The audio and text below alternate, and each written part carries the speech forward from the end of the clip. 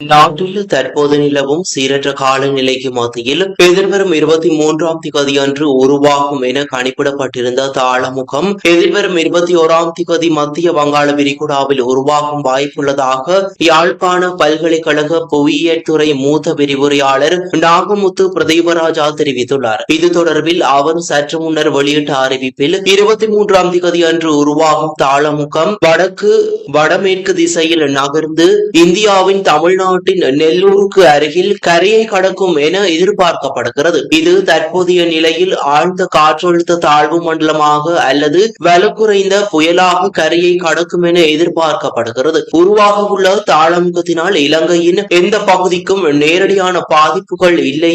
ஆனாலும் எதிர்வரும் 21ஆம் திகதி முதல் 25ஆம் திகதி வரை வடக்கு மற்றும் கிழக்கு மாகாணங்களின் பல பகுதிகளுக்கும் கனமானது முதல் மிக கனமானது வரை மழை கிடைக்கும் வாய்ப்புள்ளது. அத்தோடு எதிர்வரும் 21ஆம் திகதி முதல் வடக்கு கிழக்கு மற்றும் தென்கிழக்கு கடற்பகுதிகள் கொந்தளிப்பான நிலையில் காணப்படும் என்பதனால் மீனவர்கள் கடலுக்கு செல்வதை தவிர்ப்பது சிறந்தது. அதேவழி தற்போது வடக்கு மற்றும் கிழக்கு மாகாணங்களின் பல பகுதிகளுக்கும் கிடைத்து வரும் மழை மாத இறுதி வரை தொடரும் என எதிர்பார்க்கப்படுவதாகவும் அவர் தெரிவித்துள்ளார்.